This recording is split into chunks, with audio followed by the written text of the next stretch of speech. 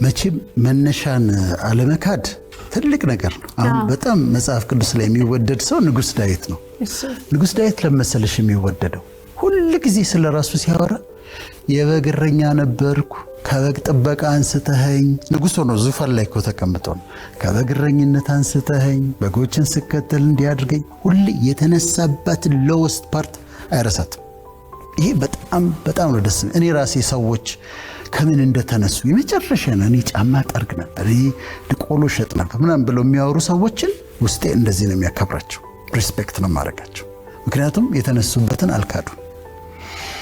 ዲናያል የሚባለው ነገር ግን ዲናያል ሁለት አይነት ነው። አንድ ዝም ብሎ ድርቅ ብሎ መካድ ወይም በቃ አልተፈጠረም ብሎ መካድ ነው። ሁለተኛው ዲናያል ግን የአእምሮአችን ዲፌንስ ሜካኒዝም የሚባሉ ነገሮች አሉ። አንዱ ዲናያል ምንድነው? በዚህኛው በዲፌንስ ሜካኒዝም ብሎክ ነው የሚያደርገው። አልሆነም ይላል። ሰው ሞተባት፣ አባቷ ሞቷል፣ በጣም የምትወደው አባቷ። ከዛ አእምሮ ምን ያደርጋል? ብሎክ ያደርግና አልሞተም ይላል። ስለዚህ አባቴ አልሞተም ትልሻለች። እንዲቀበር ሄደን አልሞተም ስለዚህ አታዝንም ብሎ ዲናያል ነው። ይሄ ጠንካራ ዲናያል ነው። የተፈጠሩ ነገሮችን አልተፈጠሩም ብሎ አእምሮአችን ብሎክ አድርጎ ሲዘጋ ዲናያል። ይሄኛው የዲፌንስ ሜካኒዝሙ ዲናያል ካውንስሊንግ የሚያስፈልገው ነው። ግን ሰው ደግሞ ዝም ብሎ ዲናይ በማድረግ ባለመቀበል ያለው ደግሞ ዲናያል አለ። ግን ይጎዳናል። ዲናያል አክሴፕት ማድረግ ይሄ ነው እውነታው። የኔ ህይወት ኑሮዬ ይሄ ነው፣ አኗኗሪ ይሄ ነው፣ የተፈጠረው ነገር ይሄ ነው፣ የምመስለውም ይሄንን ነው። በቃ ከዛ ይሄንን እውነታ ታውጭና ነፃነት ይሰጥሻል። ዲናይ አታረጊም፣ አታስመሲም፣ ፕሪተንድ አታረጊም፣ ፍጹም ነፃነት ይሰጥሻልና ዲናያልን ማስወገድ የሚከተለውን ኮንሲኩዌንስ እንዲከላከል ያደርግልናል። በራስ መተማመን ይጠይቃል። ይሄ ነው ኑሮዬ ብሎ ማሳየት በራስ ግን ለብዙ ሰዎች ፎርስ ይሆናል። ለብዙ ሰዎች ለወጣቶች በተለይ በቃ እንደዚህ መኖር ይቻላል ማለት ነው ብለው እንትንሽን ሲምፕሊሲቲሽን ስታሳያቸው ምን ይባላል መሰለሽ? ሲምፕሊሲቲ is the highest form of sophistication ይባላል። የመጨረሻው ደረጃ እንደውም ውስብስብና ከባድ ትልቅ ኑሮ ሲምፕሊሲቲ ነው። ቀለል አድርገሽ ስትኖሪ፣ ቀለል አድርገሽ ስታሳይ፣ ከዛ የተወሰነው ሰዎች ወተን ይሄ ነው ኑሯችን እንደዚህ ነው የምንኖረው ስንል ከሰው ላይ ጭንቀት እናነሳለን፣ ከሰው ላይ መከራ እናነሳለን። የሚታገለውን በቃ እንዲህ ካልሆነ እንዲህ ሰክሰስፉል አይደለም የሚለውን መከራ ታነሽለታለሽ፣ ጭንቀቱን ታነሽለታለሽ። ለካ መሄድ አንድ ደራሲ ያለ እዛ ጋር እንበል ከዛ ጠዋት ተነስቶ በወረፋ ጠብቆ በታክሲ ነው የሚሄደው። ይሄ ሰውዬ ሰክሰስፉል ነው። እኔ ሳይኮሎጂ 6 ኪሎ ያስተማሩኝ ሰው ነበሩ። ስማቸውን አልጠቅስም፣ አሁን በህይወት የሉም። በህይወት እስካሉ ድረስ በአውቶቡስ ነበር የሚሄዱት። እኚህ ሰውዬ ስኬታማ ነበሩ። እና አንዳንድ ብዙ ኤክስፒሪየንስ ያለን ሰዎች እኔ ሀብትንም አይቼዋለሁ። ማለት በወርቅ ማንኪያና ሹካ የሚበላበት ቤት ውስጥ ኖሬያለሁ አሜሪካ። በወርቅ ስልሽ የወርቅ ቅብ አይደለም፣ ደንበኛ ምናምን ካራት የምትዩ የወርቅ ሹካና ማንኪያ የሚበላበት ቤት ውስጥ ኖሬያለሁ። እንዲህ ዳይመንድ እንደ ምናምን የተከመረበት ቤት ውስጥ ኖሬያለሁ። ስለዚህ ሀብትን አይቼዋለሁ። ያ ሀብት ግን ደስታን ሲያመጣ አላየሁ። አሁን ግን በጣም ደስተኛ ነኝ።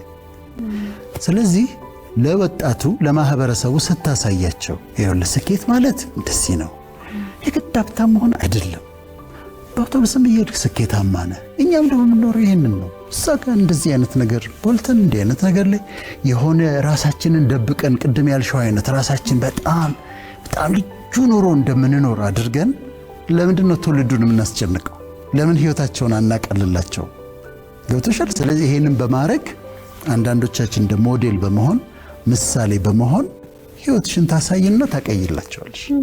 ከዛ ራሳቸውን እንዲቀበሉ እኔ ይሄ ነኝ፣ በቃ እኔ ይሄ ነኝ፣ አሁን ያለኝ ኑሮ ይሄ ነው፣ ወደፊት አሻሽላለሁ፣ ይጨመርልኛል።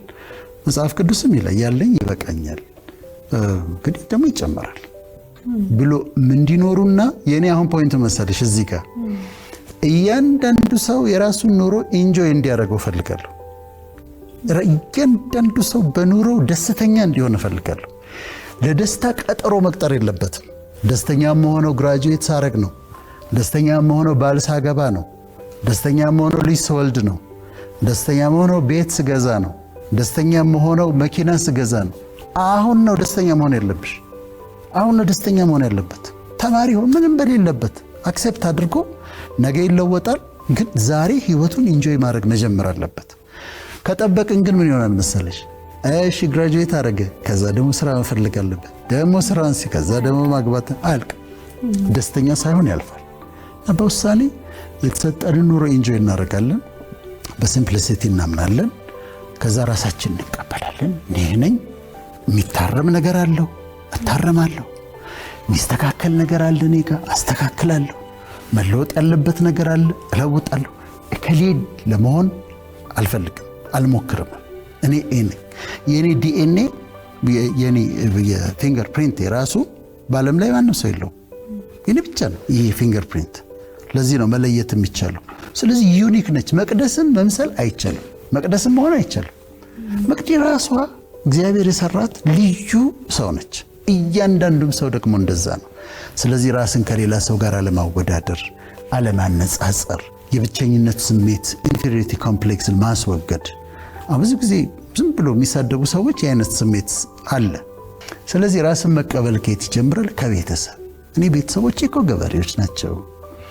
አባቴ ጫማ ሰፊ ነበር፣ እናቴ እንጀራ ጋጋሪ ነበረች፣ በጣም እንዲህ ነበሩ። ባለመደበቅ እንደዛ አድርጎ እያንዳንዱ ሰው የኔን አይደለም እየነገርኩሽ ያለሁት፣ ግን እንደዚህ ነው። የአባቴ እንዲህ ነበር፣ እናቴ እንዲህ ነበረች፣ እንዲህ አድርጋ ነው ያሳደገችኝ፣ በእግሬ ይህን ያህል እየተጓዝኩ ነው የተማርኩት፣ አሁን ደግሞ የምኖረው እንደዚህ ነው ብሎ ሰልፍ አክሴፕተንስ፣ ራስን መቀበል በቃ ፈውስ ነው። ራስን መቀበል፣ የተገኘሽበትን ቤተሰብ መቀበል፣ የተገኘሽበትን ህዝብ መቀበል። አሁን አንዳንዴ ቁጭ ብለን አይ ኢትዮጵያ እኮ አይ አበሻ እኮ ምናምን እንዳለን ራሳችንን እናማለን። ግን ይሄ ነው የኔ ህዝብ፣ ይሄ ነው የተገኘሁበት ህዝብ። ችግር ካለበት እኔ የችግሩ አካል ነኝ፣ ጥሩ ነገር ካለው የጥሩ ነገሩ አካል ነኝ። this is my people። ይሄ ነው የኔ ህዝብ፣ ይሄ ነው የኔ ዘመዶቼ፣ እነዚህ ናቸው፣ ኢትዮጵያውያን ናቸው። ስለዚህ ያንንም እቀበላለሁ፣ የተገኘሁበትን ቤተሰብ እቀበላለሁ፣ ራሴን ማንነት እቀበላለሁ።